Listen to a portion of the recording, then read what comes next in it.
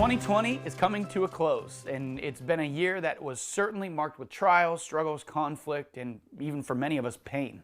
This year has stripped many people of the joy that is supposed to come with our accomplishments. Our businesses were closed. Graduates weren't able to walk across the stage to get their diplomas or their degrees. Parents became teachers, and teachers became web designers overnight, and the list goes on. Now, I was actually just a couple days ago watching the message that I did last year on the week after Christmas, and it's kind of comical to listen to my excitement for the coming year, knowing what I know now. I said things like, "We are so looking forward for 2020. If I only knew what was coming." Now, many of us, I think, are dreading the new year. Usually, this is a time to start fresh. It's a time to begin again. But with the pandemic still impacting our lives in such a huge way, I can see why many of us are just not excited about much at all right now. We just went through a year full of turmoil, a year of distress, and if you're like me, you're feeling the fatigue, and that's actually what I want to talk about today, fatigue. I don't know if you've ever heard about Chinese water torture. Now, I know that's kind of morbid, but hang it with me for just a second. Water torture was designed to mentally and physically fatigue somebody. This happened slowly, and it was a painful thing eventually.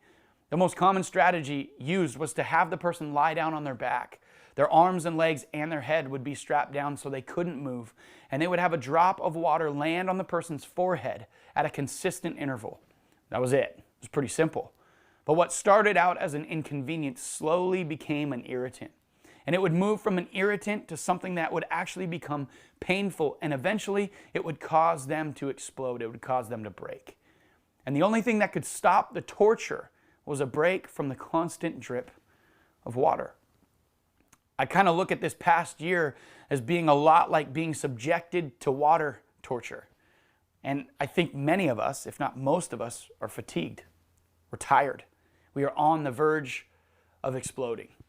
Now, 2020 aside, our American culture has the tendency to live at breakneck speed. We want to experience everything all the time. Our success is often measured by a busy schedule. Good parenting is often measured by the many things we can buy our kids or the many places our kids get to experience or visit. In our world, busy equals right. But oftentimes, our own busy schedules are our greatest source of fatigue. Every calendar invite is like one more drop of water hitting our forehead. Every time an alert pops up on our phones or our computers, we slip one step deeper into chaos. Now, COVID revealed this, but it didn't create the problem out of nowhere. It only exacerbated a pre-existing condition. Now, you might be thinking, are you suggesting that we just stop scheduling things? Should we just become homebodies? Have you been to my house? Have you met my family? Have you seen my living condition? And that's not what I'm saying. I'm not saying we need to stop everything we are doing. But what I am saying, what I am advocating for, is for us to place a higher priority on taking a break from our busy schedules. For us to spend more time intentionally resting. And I don't mean napping on the couch. That's escaping, not resting. I mean intentionally spending time in the present, being together with people we love. Spending time reading a book because you can, not because you have to. I'm talking about pausing long enough to talk to God and then hear back from Him before we move on. Busy isn't bad, but being busy without prioritizing rest is like sitting under a leaky faucet, hoping for it to stop dripping. Now, this isn't just a mental health practice for us to consider. In fact, it's actually a command from God. Rest is a command.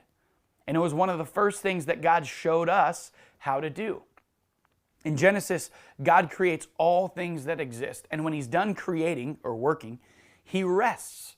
He rests and He enjoys the fruit of His labor. Then, when God later gives Moses the 10 Commandments, God reiterates the significance of this practice. Of all the things God could have included in these 10 Commandments, the fourth one on the list is to remember the Sabbath and rest, just as God did.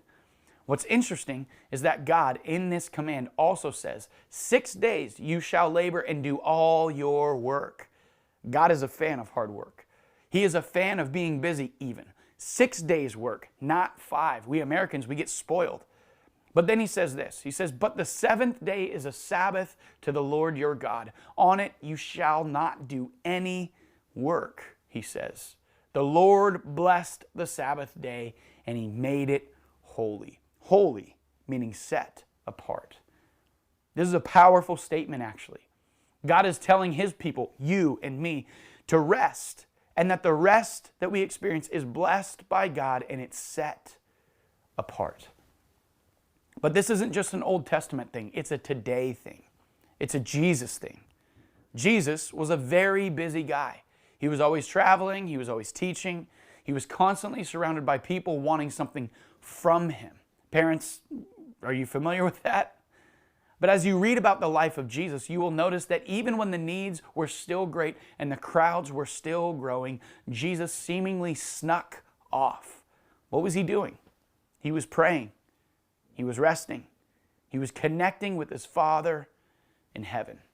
In fact, there was a time when Jesus was teaching in the city of Capernaum, and the whole city came out to hear him, the entire city. He healed a few people, he drove out some demons, and then went to sleep that night. And Mark tells us that the next day, very early in the morning, Mark says, while it was still dark, Jesus got up. He left the house and he went off to a solitary place where he did what? He prayed. He continues, Simon and his companions went to look for him. And when they found him, they exclaimed, Jesus, everybody is looking for you. See, there was still more work to be done. The to-do list was not complete yet. The needs of the people hadn't been met yet, but Jesus, knowing he needed rest, retreated to be with his Father in heaven. When was the last time your first response to fatigue was to run to your Father in heaven? When was the last time you set aside enough time to sit in the presence of God? When was the last time you actually took a deep breath and took a break? It is time to step out from under the dripping faucet, your nagging to-do list, and the endless demands on your time and attention, and turn your heart and thoughts to God. So often, we hope to find relief from the fatigue, but relief only lasts until the relief is gone. What we actually need is rest. What we actually need is restoration with our Father.